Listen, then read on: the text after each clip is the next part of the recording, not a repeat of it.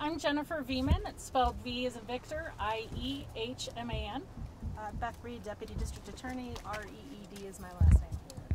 So I'm going to explain what happened in court today. I know all of you were there, but the acoustics can be very poor in the courtroom. So just to kind of explain a little bit about what happened, we had two motions that we litigated today, obviously very quickly. The first motion was in regards to releasing the affidavit to Patrick Frazee himself. So currently the affidavits, any of the search warrants are sealed in the court file. But as we discussed at the last court date, we released the affidavit to defense counsel for Mr. Frazee, and today we agreed that Mr. Frazee himself could also review that affidavit with his attorney, and his attorney's staff can all work together on that PC affidavit. It will remain sealed until further court order. So that was the first issue that we dealt with here today. The second issue was in regards to the consumptive testing. As we discussed at the last court hearing, whether or not we could proceed forward with testing because the lab had indicated to us that it would be consumptive. That is, that there wouldn't be another sample for a defense expert to be able to look at or review. So we've been in communication and contact with the lab.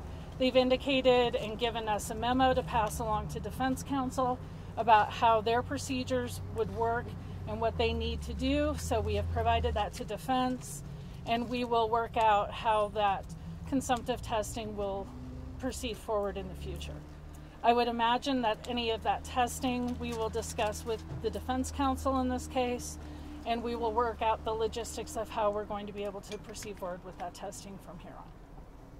Does Patrick Frazee have the rest of the evidence beyond the arrest affidavit, and if not, when will he get it? So part of the process is what we call discovery, and throughout that process, all of the police reports, everything will be provided to his defense team. That's an ongoing process, and that has already begun.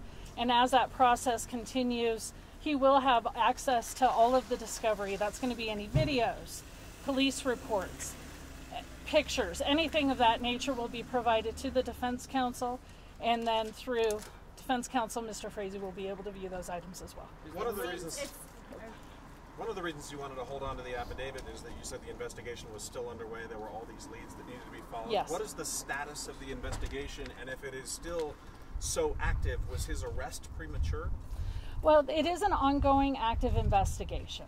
What that really means is that there's many leads that law enforcement will be following up on, many witnesses they will be talking to, and different avenues that they need to pursue. So in terms of releasing the affidavit, the reason why it's remaining sealed is so that law enforcement can contact those witnesses before all of that information is made public. So it will be uncontaminated, if you will, from information that those witnesses would glean from court documents. So you're confident he was not arrested too soon? I am confident. Have you received any evidence from Idaho investigators? So I can't really speak to any of the investigation at this point. That information is still sealed.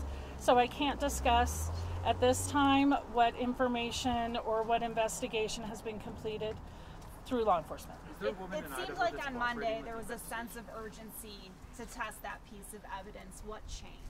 It was a communication with law enforcement and with the lab. And tell us about that, because I think people heard, oh, there's this piece of evidence that needs to be tested. This must be real important. And now you're saying you might just have to wait and test it later?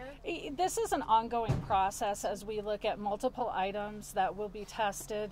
So as we go through items and in communication with law enforcement in the lab, many times the urgent nature of things may change because we may realize that that piece of evidence or that item either it doesn't have the significance that we once thought it did, or maybe the lab is telling us that it's not going to be an issue. They're going to be able to complete things in a timely manner, regardless of when the consumptive motion is litigated.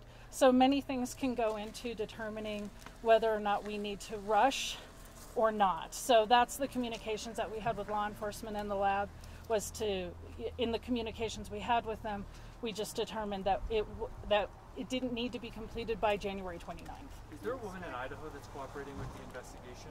So I can't really speak to any of the information that's contained in any of the probable cause affidavits because those remain sealed at this time. Any investigation that's ongoing through law enforcement, I can't comment on. Do you expect other people to be charged?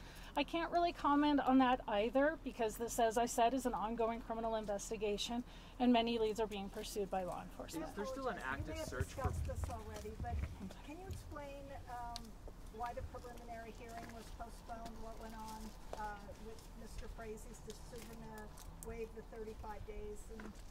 So Colorado law requires that a preliminary hearing is held within 35 days unless the defense waives that 35-day requirement. Many times in complex cases, any homicide case, honestly, they will ask to waive that 35 days to give them more time to prepare. That's what happened today. The attorneys, they received the probable cause affidavit after the hearing on Monday, realized the complex nature of the case, and requested more time to be able to complete the preliminary hearing. And their piece of that. Is there still an active search ongoing for Kelsey Bailey's body? There is still an active, ongoing criminal investigation. So many different leads are being pursued by law enforcement in terms of witnesses and evidence, and that will be ongoing for a long time to come. But specifically for a body, though, is there a search going on? I believe that law enforcement is following up on any leads that they can at this time in that regard. Jennifer, can you explain why you're now comfortable with Frazee actually seeing the affidavit yourself? Because in communication with law enforcement, we determined that the leads that they had already pursued between Monday and today, as well as the past couple of weeks, they were confident that it wasn't going to be any issues for Patrick Frazee himself to see the affidavit and be able to communicate with his attorney about that. And was there concern about, maybe him contacting somebody else? The concerns in terms of why we asked that Mr. Frazee not be able to see the affidavit in the first place from Monday until today was that we wanted many leads to be followed up on from law enforcement, and once those leads were followed up on, we no longer had the concerns about Mr. Frazee seeing the affidavit. Are you sensing a timetable on any other arrests? No. If there are 3 charges for solicitation to commit murder, why has another person not been charged yet? So it's an ongoing criminal investigation, so there's many leads that have to be followed up on in terms of evidence collected and witnesses that need to be interviewed. All right. Thank you all. Thank you.